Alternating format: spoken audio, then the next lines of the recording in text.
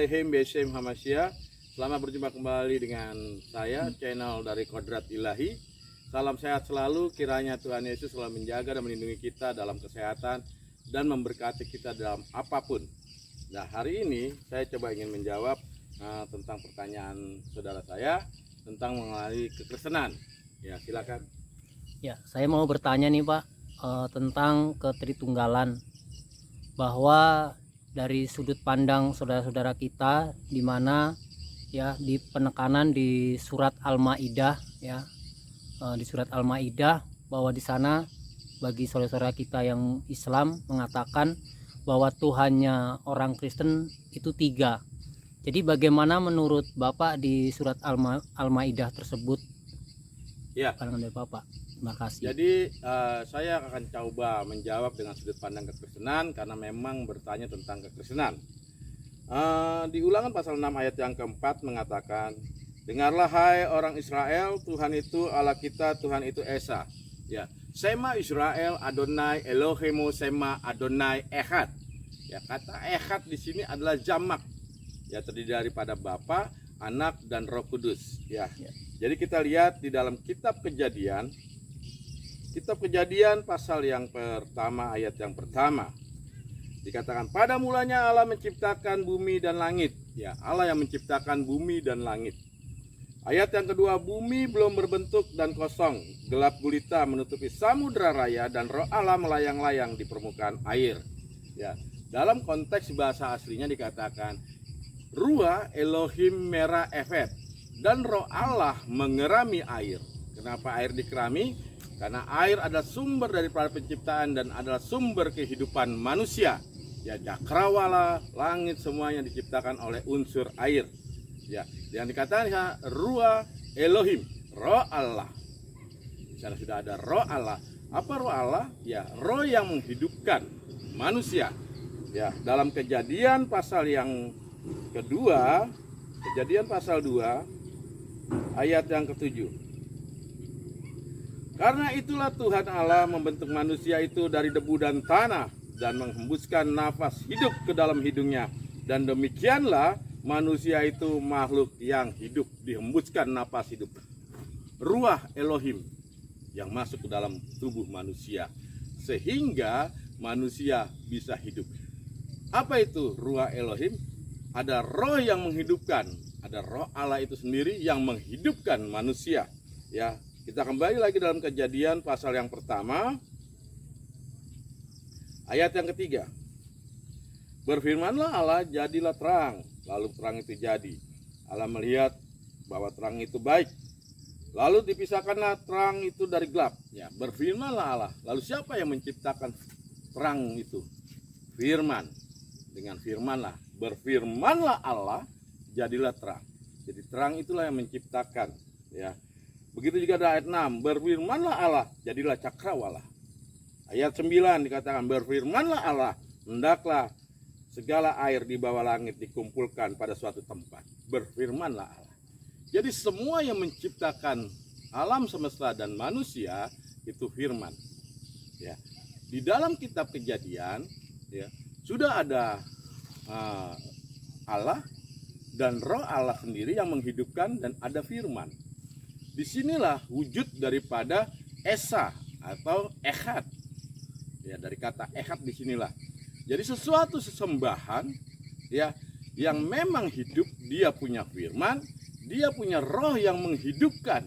Ya, jika sesembahan itu tidak punya firman dan tidak punya roh, bagaimana dia bisa menciptakan semuanya? Dengan apa? Kalau bukan dengan firman-Nya. Ya. Lalu kita lihat di dalam Yohanes pasal 1. Yohanes pasal 1 ayat yang 1. Pada mulanya adalah firman. Firman itu bersama-sama dengan Allah dan firman itu adalah Allah, ya. Pada mulanya adalah firman. Di dalam konteks bahasa aslinya dikatakan ya, enharki kaikhologos, pada mulanya sudah ada. Kenapa yang sudah ada? Firman. Karena firman itu bersama dengan Allah. Bukan berarti firman itu jalan dengan Allah, tidak. Tetapi firman itu ada di dalam Allah. Kita lihat di dalam Yohanes pasal yang ke-8 ayat yang ke-42. Kata Yesus kepada mereka, jikalau Allah adalah Bapamu, kamu akan mengasihi aku, sebab aku keluar dan datang dari Allah. Aku keluar dan datang dari Allah. Apa yang keluar dan datang dari Allah? Firman, perkataan. Sebelum firman itu keluar, ya, firman itu ada di dalam Allah, dikandung dalam pemikiran Allah, barulah dikeluarkan. Ya. Dalam pengetahuan dalam tubuh, dalam kehidupan manusia, sesuatu yang dikandung lalu dikeluarkan itu disebut anak. Sebabnya Yesus disebut anak. Firman itu disebut anak. Bukan berarti ada hubungan intim, tidak. Firman itu sebelumnya ada di dalam Allah, dan firman itu dikandung dalam pemikirannya lalu dikeluarkan. Itulah disebut dengan anak.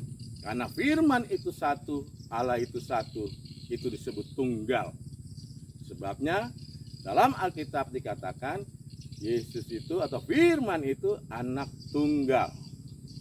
Ya. Jadi sebelum firman itu dihembuskan ke rahim Maria, dia sudah disebut anak karena dikeluarkan awalnya dari Allah. Begitu masuk di rahim Maria, Maria melahirkan melalui firman-Nya, itu disebut anak manusia. Ya. Jadi, ya, firman Allah dan Roh Kudus itu satu. Ada penyembahnya satu. Ya. Itulah disebut Shema Israel Adonai Elohemu Shema Adonai Echad. Jadi Echad itu adalah kata jamak. Ada Bapa, ya, firman dan Roh Kudus. Ya. Sesembahan yang benar adalah dia mempunyai firman-Nya, dia mempunyai roh yang menghidupkan. Bagi saya, kalau sesembahan itu tidak bisa berbicara, tidak mempunyai firman dan tidak mempunyai Roh Kudus, itu adalah berhala patung. Ya, sesembahan yang hidup adalah dia mempunyai firman, dia mempunyai Roh Kudus, karena memang bagaimana bisa menciptakan semuanya kalau tidak menggunakan firman-Nya. Sebabnya, ya, itu berarti bukan tiga, tetapi satu kodrat ilahi, tiga hipotasis. Ya, Yesus ya dari firman Allah dikatakan. Coba kita lihat lagi Yohanes pasal 1 ayat 14. Firman itu telah menjadi manusia. Sama juga di dalam Quran surat Al-Imran. Bi kalimati. Apa yang masuk di dalam roh kandungan Maria? Firman itu, kalimatik, dan keluar. Itulah disebut dengan anak manusia. Ya, bukan berarti ada hubungan intim, tidak. Firman itu hembuskan. Ya. Supaya apa? Supaya memang, ya, bisa kembalikan kembali kodrat gambaran manusia yang pertama. Jadi di sini bukan tiga, tetapi ada firman, ada Bapa, dan ada Roh Kudus. Itulah disebut Esa atau Echad. Tidak disebut Echid. Ya, kalau Echid itu tauhid, tapi di sini disebut Echad, yaitu Esa, jamak, Bapa, firman, dan Roh Kudus. Dan firman itulah yang menjadi manusia, yang namanya Isa Al-Masih. Seorang yang berkuasa di bumi dan di surga, wajihan di dunia wal akhirati. Itu sebabnya di dalam Matius juga mengatakan, Matius pasal 28 ayat yang ke-18, katakan apa? Yesus mendekati mereka dan berkata, kepadaku telah diberikan segala kuasa di bumi dan di surga. Kurios. Itulah kata Tuhan yang berkuasa, menguasai di bumi dan di surga, wajihan di dunia wal akhirati. Jadi sebenarnya Tuhannya orang Kristen tidak tiga, karena dia terdiri dari Bapa atau Allah, firman-Nya, dan Roh Kudus. Ya. Jadi bagaimana Allah menciptakan manusia kalau tidak ada firman-Nya? Dan bagaimana Allah menciptakan memberikan kehidupan manusia kalau tidak ada roh kehidupan, yaitu Roh Kudus. Jadi itu saja yang saya dapat bagikan. Terima kasih ya. Semoga saudara memberkati dengan apa yang saya jelaskan ya. Tuhan Yesus memberkati.